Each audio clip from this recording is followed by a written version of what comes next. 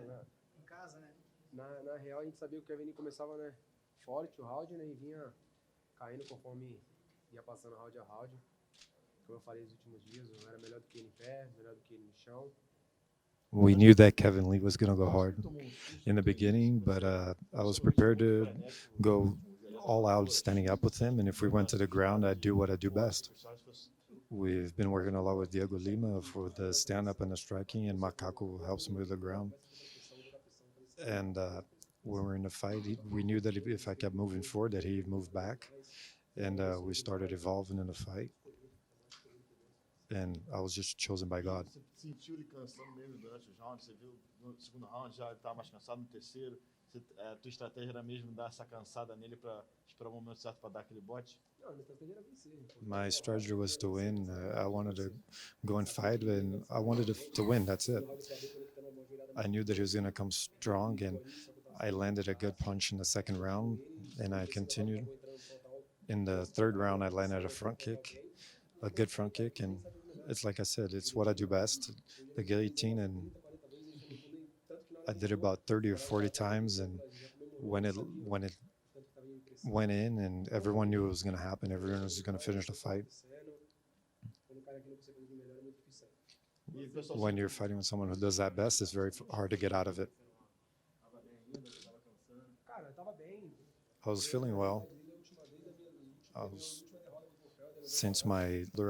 feeling my shoulders back then. But I thank God that my team knows everything that I went through.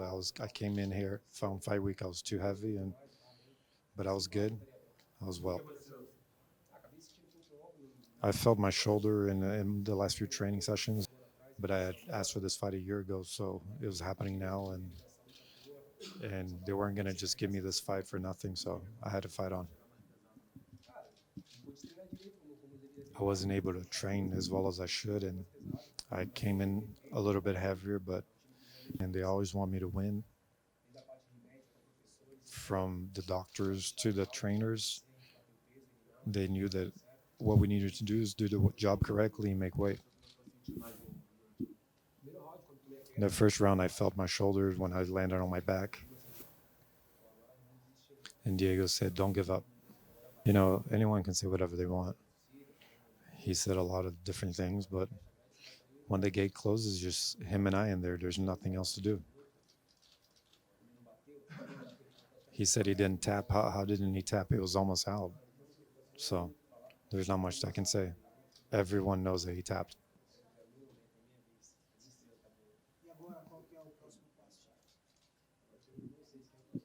And I ask you guys, what's the next step? I need to fight a top 10. My moment is coming. I'm ready to fight for it now. I think one more fight. There's not much I can say. I don't leave it in the hands of the judges. I knock out or I submit, so it's my time. It's a new history. It's a new Charles. There's not much I can say. I knew that Kevin Lee was a guy that sells fights. He always moves forward, but it's my time. Like I said, it's my turn. It's my time. Everything's been working out. You know, he said he was going to shut up the crowd, and, you know, of course, we're upset that we didn't have a crowd present, you know, but the arena was going to be small if there was fans in there because everyone was going to be cheering for me. So obviously I wanted the fans, but my team, my family, everyone wanted to be here, but everyone said, "Hey, just relax. Everyone's going to be watching you. There's not much we can do." I did my job correctly, and everyone was cheering for me, rooting for me. So the UFC didn't let this fall through. We said we wanted to keep fighting. This was the last fight in my contract, so I'm going to have a good new contract. I have a lot of submissions. I have the record.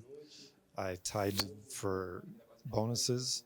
I'm still young, so I just broke another record now. So I want to break records. I think the UFC needs to value me, and they are valuing me. They gave me this big opportunity to fight here. I fought well, and I always come in with different. A different Charles comes in every time. A Charles who wants to fight and win and become the champion. Yeah, it was weird fighting in an empty arena. You know, first of all, they got my song wrong. So, and I got here with an injury. I was afraid I wouldn't be able to fight. I had the whole thing with my weight. I woke up and there was about 300 grams left, and I couldn't cut it. So I had the help of my team, and they put my head in the right place, and they said everything was going to work out. And thankfully, I was able to make weight.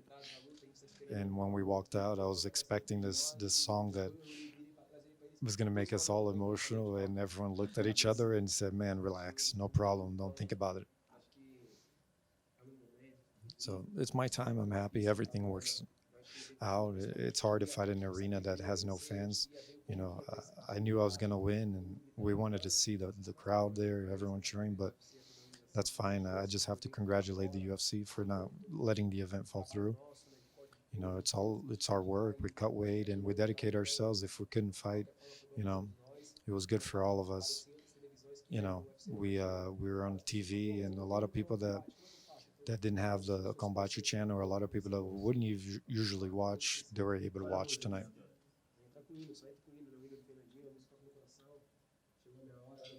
I was gonna walk out to an anthem, something, the song that's in my heart, and it didn't work out. What about your clothes? Are you inspired by Bruce Buffer? No, actually, I was inspired by Big Nog. Dress like a champ.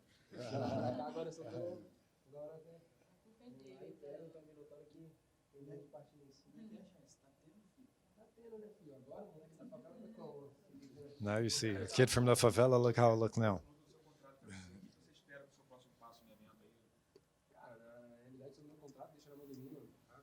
I have a new contract coming, and I'm going to leave that in the hands of my manager.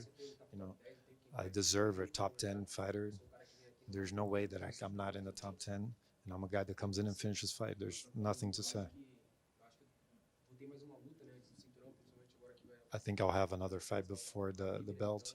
Ferguson's fighting Khabib, so that's going to happen soon, and I'm going to end up having another fight before. They're not going to give me that fight right away, so I hope to fight a top 5, but my coaches will decide that.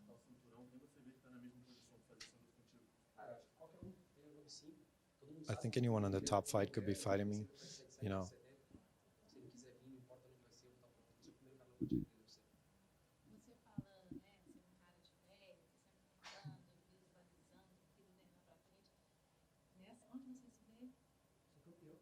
I'm the champion. I'm the champion with my faith.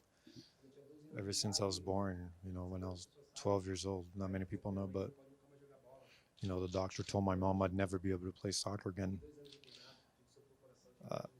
I was in recovery for 2 years, and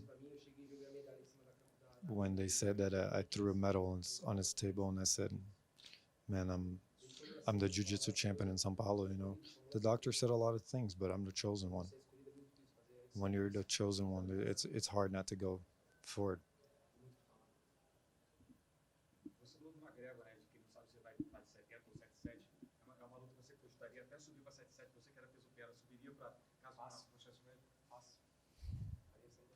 I would fight McGregor in any way, no problem. It would be a good fight. I'd really like to fight him. It could be a 155, a 170, doesn't matter. Charles, eu fiz levantamento.